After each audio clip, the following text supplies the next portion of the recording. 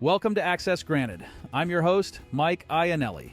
Today, we're thrilled to continue our conversation with Manscaped, a brand that stands out for its commitment to putting customers first in product innovation, shopping experience, and all-around accessibility. As a trailblazer in men's grooming, they're not only defining a new category, but pioneering an approach that aims to make grooming accessible for everyone. Yeah, and that's such a good point, because there's compliance, and I say this a lot, but there's like this whole world of compliance. And to me, when I think of compliance, it's like, let me protect myself because I'm being told I have to do something. And then there's sort of accessibility. And I talked about this yesterday. Just because you're accessible doesn't mean you're usable.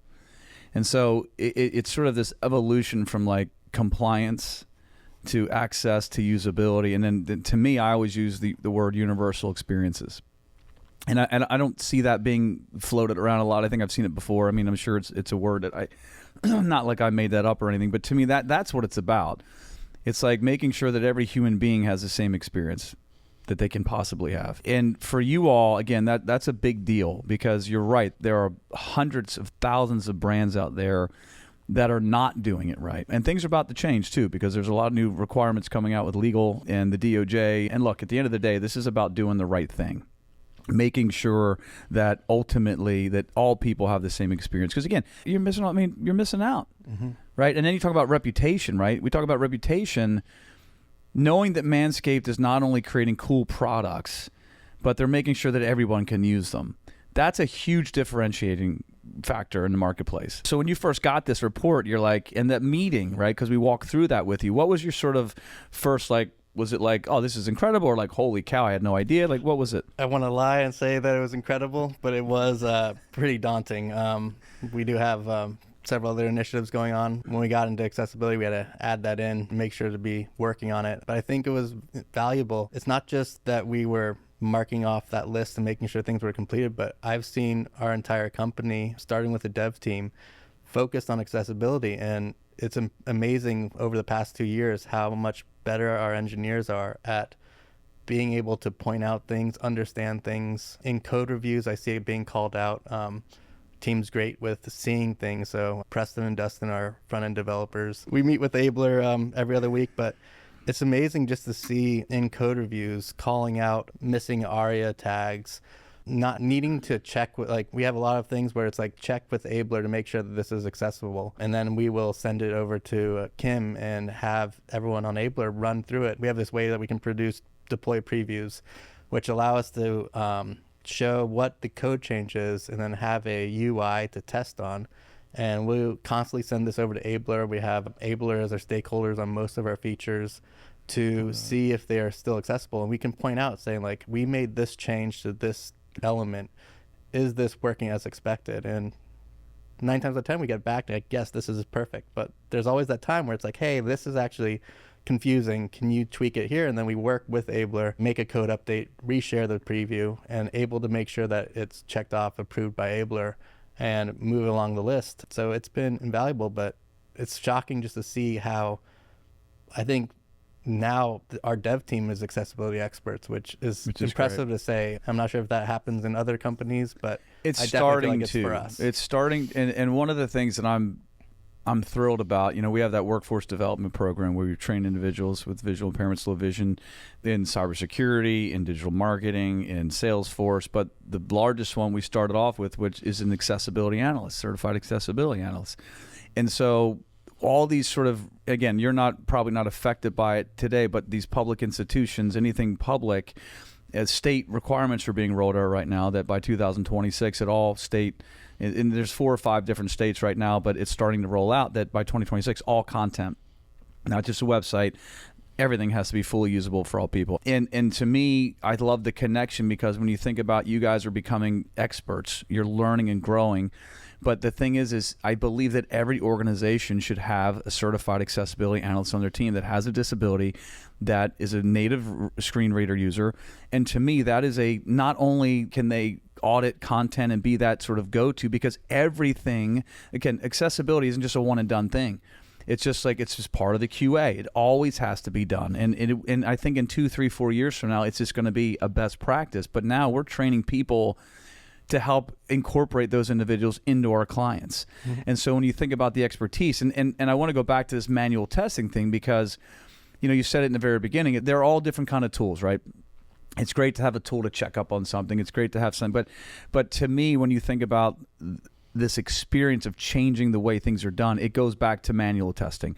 It goes back to usability testing. So talk about, like, how do you feel that's working for you? I mean, obviously everything you're doing is going through that because that's kind of the audit process, but was that like an insightful experience for you to say? Because I mean, a lot of organizations today are struggling with that. They're thinking, well, I can just run a scanner, or I can just plug in some little widget and boom, it's correct. Everybody wins, but it's not. Half the people don't win. So talk about sort of what that felt like you. It was like when you realized that manual testing was such an important component to this. Yeah, so I think the tooling that we were talking about before, without manual testing, that's just the low-hanging fruit. Color contrast, alt tags. Like, our brand is, and our website, I think, is beautiful, very highly sophisticated, but color contrast is a very difficult thing to deal with. But it is a low-hanging fruit in accessibility. You can change the colors, update the colors, make sure that they're matching, and adding enough contrast that you're able to read it. And these toolings will show there's an issue here, give you those numbers, tell you if you're AA, AAA. But with manual testing, just like I said, with our videos, Ablr provides transcripts now to all of our videos. And the reason for that is if a user can't watch the video, but they want to understand what's going on, you can read the closed captioning, but that doesn't really deliver to the point what the video entails. That's right. So you can't see what the user is doing of changing a clip out or changing something out, because that's a visual cue. That's right. So the audio description, Ablr said, let's add this in, and now we have it into our pipeline, which is the exciting thing. Like, it's not just a dev initiative anymore. We have our copy team sending things to Ablr. We have our design team sending Figma links to Ablr.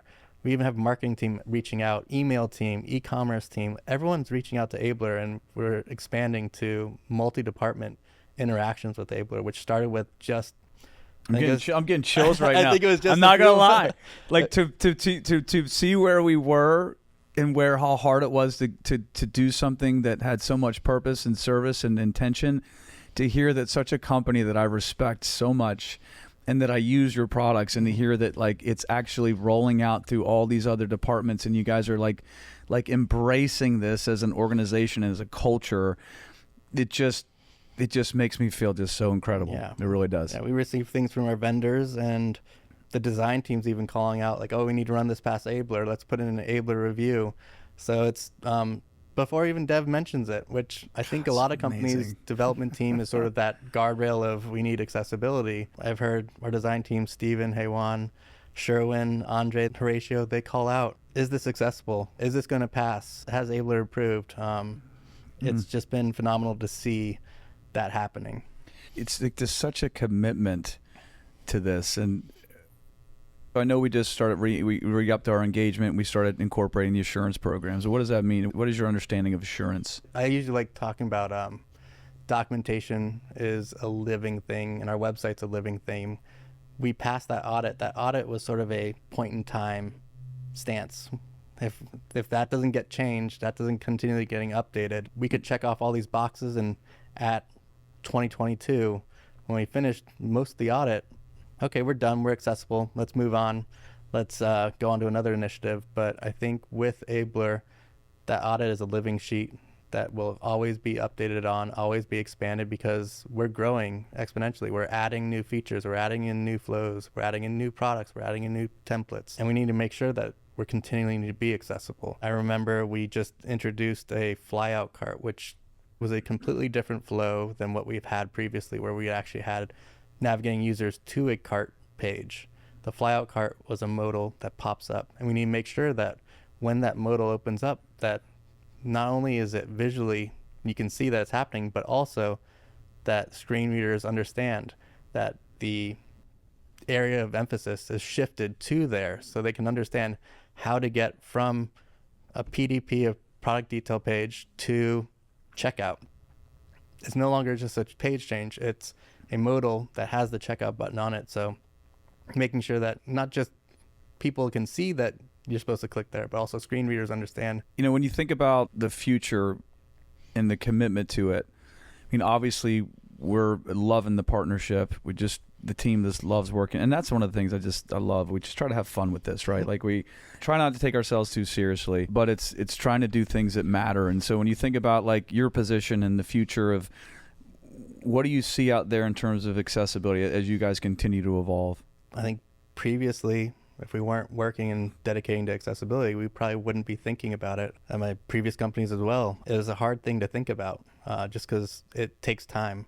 And I think that is what is needed. It's important to take that extra time to make sure that things are inclusive to everyone. Talk about the time thing, because a lot of folks, it's like, I got to get something done. It's like, it's not a snap of the finger.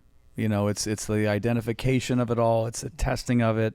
And then it's understanding what the issues are. And then it's starting to prioritize those issues and work together on resolution, whether that's a design thing, a content thing, a code thing, whether that's a back-end server thing. Talk just a little bit about that, because it's really about a commitment to evolution of all your best practices. It takes time. It definitely takes time, but it's important. I'll just go back to that flyout card example that I had. We introduced it, and if you're not taking accessibility into consideration, you might think, look, like, we're saving a page change, like a nice little queue. We can get people through to checkout quicker and easier for them. If we ignored accessibility and didn't have screen readers navigating to understanding that there's a checkout button on the page that they're currently on, that's blocking users from being able to purchase our products.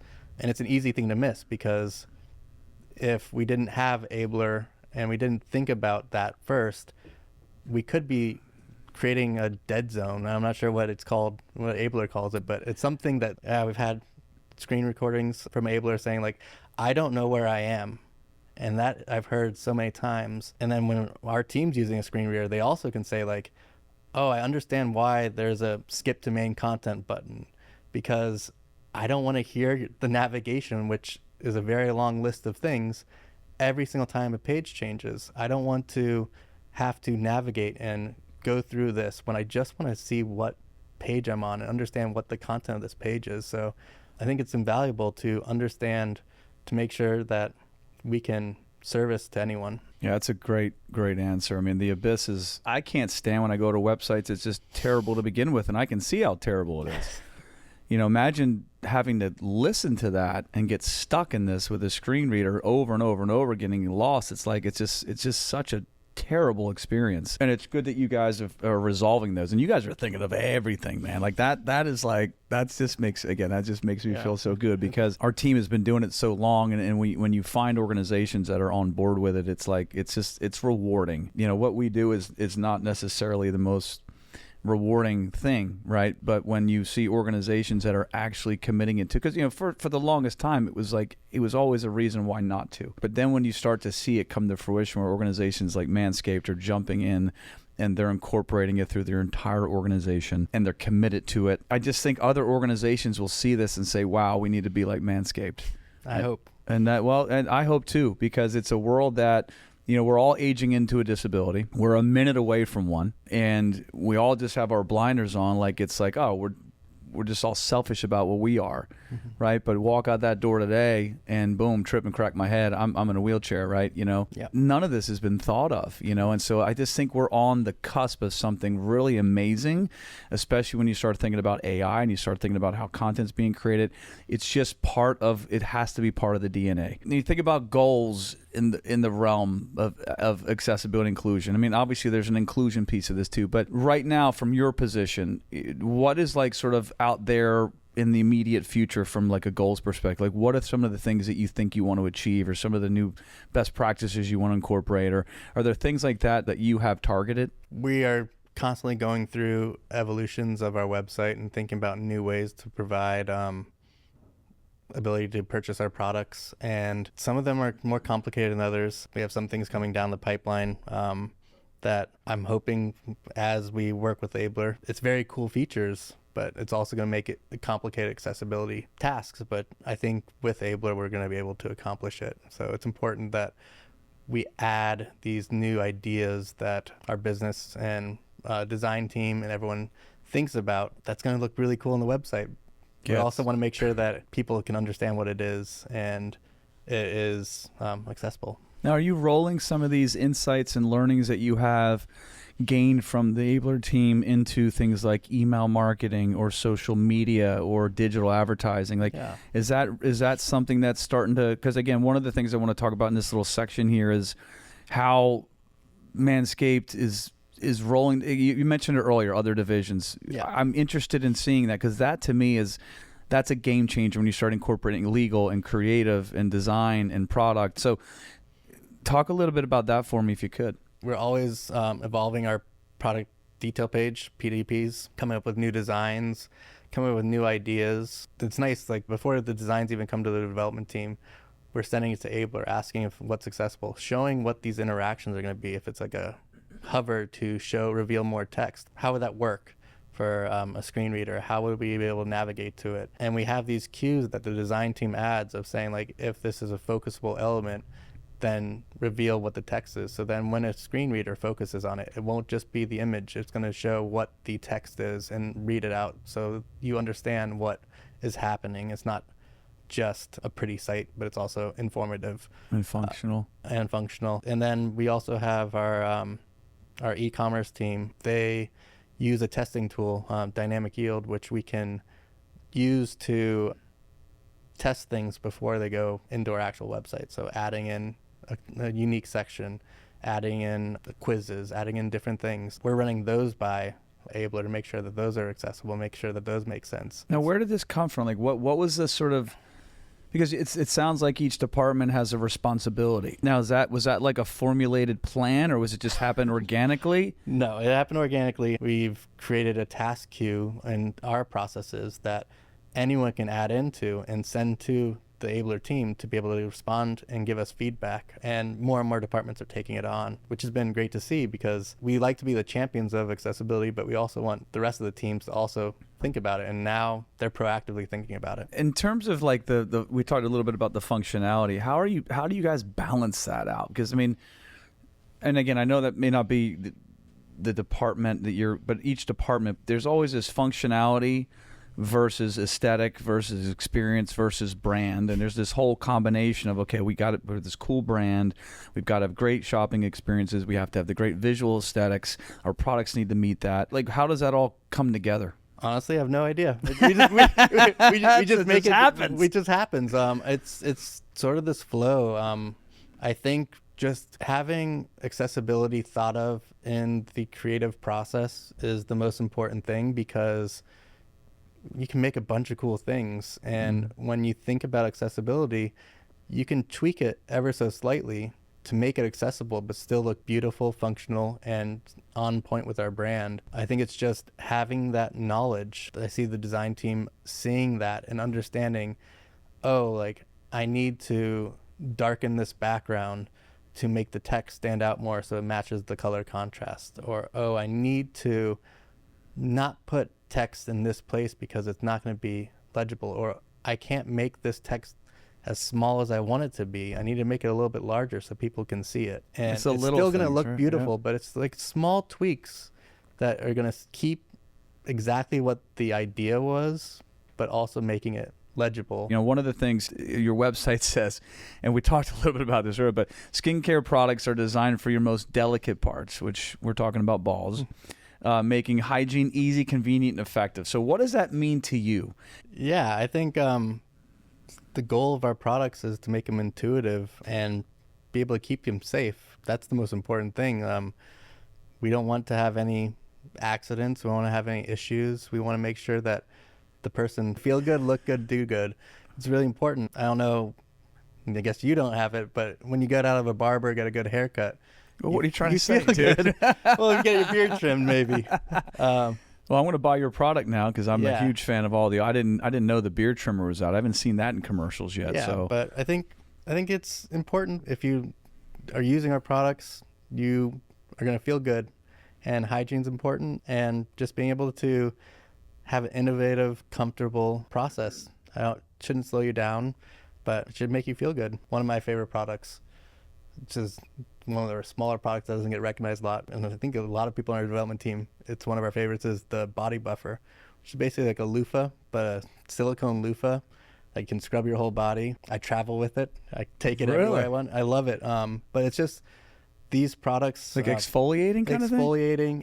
It's great. Is it just for the? It's not just the delicate parts, it's the body. The whole body. Okay. No, we've moved past. Can the whole you? body. Okay. Yeah. It's just a product that I would never have thought of buying, and now it comes with me everywhere. It literally is in. I brought it down here. I have it whenever I travel. I have it in my bathroom. So we love it, and it's just we keep innovating on pieces of little things that you wouldn't think would be. Like we started with a lawnmower. It's a great product, but we keep adding. We have 2-in-1 shampoo. We have body wash. God, you guys are just we expand everywhere. Over, yeah, you're just taking it over. So, in terms of the innovation part, like, and obviously I'm a customer, so I mean, and I always have feedback. I was like, and because I would love to get that nose hair trimmer working dialed in. I really would. You might not. We have a Weed Whacker 2.0, so maybe all that right, one's it's time to upgrade. Customer feedback, right? Like I'm kind of semi-fun giving you now, but like how important is that to y'all? Very important. If you look at how our lawnmower is innovated throughout each step, it's been crazy. Like we hear what the customers are saying and make a better product. So with a lawnmower, like you said, I think we were watching on that video at the beginning of this, that there was that foil shaver. I think people were asking like, this is great, but I want to get a closer shave. So we added that ability to have a secondary attachment that you can either choose to use or not use. And the foil is for the boys. Yes. Yeah, I forgot about that because I'm thinking foil for my like for here. So we have, but I think foil boys, yeah. Man. Or the oof, but I think that's a commitment right there. I think also the reason why we've expanded to all these different product lines is, I think at the beginning of the thing, you said you were using your lawnmower like to shave your beard, shave everything. So we decided that there's different hygiene between the rest, like parts of our body. So we want to make sure that you don't need to use that one product for everything. You want to use a product that's geared towards what you want. So that's why we have this beard hedger. We have a dome shaver. We don't want to use a lawnmower on top of our head. We don't want to use the beard hedger down below. So we want to make sure that we have a product that's precisely Can you use the ready. dome shaver down below? I don't know. I wouldn't want to try that. No. But the dome shaver is a cool looking product. It is cool. Now, do you have to like? It's gonna sound silly, but do you have to tell people very clearly, like where to use these things? I know the name it's self-explanatory, right? But at the same time, like, what if someone's like, "Oh, I'm just gonna go ahead and like mix and match here"? Is that? Did you ever run into issues like that where someone's used the wrong product in the wrong area? I'm sure it's happened. But I think there's tooling around exactly why it's important for there. So like the beard hedger, which probably my most used product, it has a rotary dial that can change the lengths. So if you want a longer shave, you can change it from 1 to 20. So if you want a longer beard, you can change it up to 20. You can get a good shave with a longer. You can change it down to 2, get a close shave. Like you said, you could use one tool everywhere, but if you have multiple tools, you can really define exactly what you need for that. It's going to be the best, most precise, most reliable tool. And you can use the hedger in the shower too. The components on this thing look like they're really quality. Everything's waterproof on our line. I feel like you're redefining the entire category, and you have been from day one. Just the name of the product, the quality of the product. Is there anything else that you haven't shared today that you can share with the general audience and with your audience about how you really are redefining this? Because grooming products for men, when I grew up, I mean, God, it was just this wasn't talked about. You went to the $10 barber, he cut your hair and you moved on, and you looked silly for a week until it kind of grew back in a little bit. But I mean, you didn't talk like men didn't groom like this. No. And they started, and then now it's like you've completely redefined it, and in my opinion, you've completely taken over the entire market, and you own it. And I can't see even competing or even buying another product even similar, because it's just you've already got it. You got the space. You're never going to lose that customer. And once you have the trust in that product and the trust in that company, whatever they build, it's an assumption that it's going to be built with the same quality every time. So your lifetime expectancy or your lifetime value of your customers, it's got to be incredible, because it's a different design or different color. It's enhancing each time. You guys have completely changed this market, completely changed this industry. What else is there for you? Yeah, I think it used to be taboo for men's grooming products. It used to be either you're using generic products or not really caring at all. And I think now we've sort of elevated to providing the ability to use like the right tools for the job. We made it available, and we see our customers using it as we go, and we have that trust. I think once you get that trust and people keep coming back for more and keep trying our products, I think whenever you hold one of our tools in your hand, you're like, this is a quality product. It feels good. It does the job well. It has these functionality that I like. And then as you keep exploring more and more products, we keep adding on, and every product that comes on, I love. So it's been great to see it, and I've seen our customers use it. I think one of our sayings is, I think we just passed 11 million customers, Wow. 22 million balls, give or take. That's our saying on our website. Oh, that's an assumption, but we keep give or take. But we, it's always fun. I think every periodically we get that request to update that line, and it's crazy to see. I think it started at, when I was here, 7 or 8 million, and then we keep seeing our exponential growth as we keep going, because we get trusted. We expand, we add new product lines, we add new markets, we add new channels, and we do have a lot of customer feedback that is glowing. And God, my friends also say, send them products, and they have enjoyed every single one of them. So it's been nice to see. And crazy to think, before I started the company, I didn't really think about it, and I had some ads on YouTube and got an offer from the company and started coming over, and then it's changed so much in the last 4 years of where we come from to where we are now. God, it's amazing. When you think about people with disabilities, you know, and no matter what the disability is, they need to have a product that's not going to rush them to the emergency room, you know, and that trust in the anti-clip and nick or whatever you call it. Skin safe technology. But like just that the little features in there, the lighting feature is such a big deal. It just, to me, it's a universal product for everyone. Even if you have the shakes, you know, it's like, or I can't see, or I have a physical impairment. So it's like, it just works. It just works. That's the hope. And that's what we've strived to do. And I think every iteration you can see we're improving on that. We take customer feedback, we hear that, and we keep improving and making the best tool in the industry.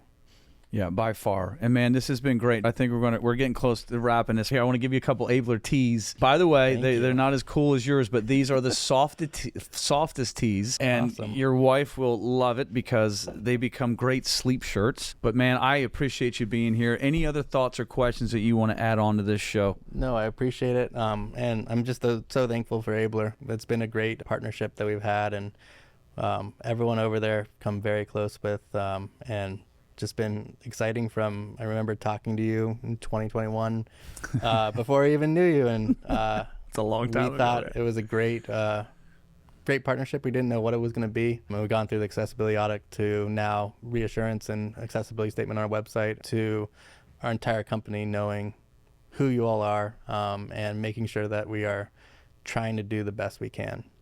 Yeah, I was proud. And you are, and you guys are doing great. And the one thing I'll say, I remember sending an email out. Every now and then I try to send an email out to all of our customers, just being grateful, because it is a humbling experience, and we're so grateful every day for the people we work with. But I remember your legal team, and I can't remember the gentleman's name off the top of my head, but he wrote back to me, and he was so kind. And I was like, this guy's busy, man, you know. And for him to actually take the time to respond to my email with gratitude was like I knew this company was a real deal. And I'm a huge fan. I'll continue to be a huge fan. I push your products on everybody I can. And I'm just so grateful for our partnership, man. And I'm grateful for the growth that you guys what you're doing. It's remarkable.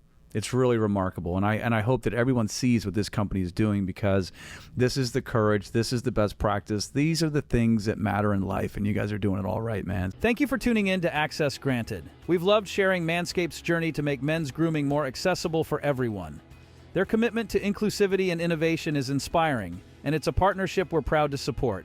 If you're ready to take the next step toward making your business more accessible, Ablr is here to help. From accessibility audits to strategic planning and ongoing support, we're dedicated to creating experiences that welcome everyone. Reach out to Ablr today and discover how we can help you lead the way in accessibility.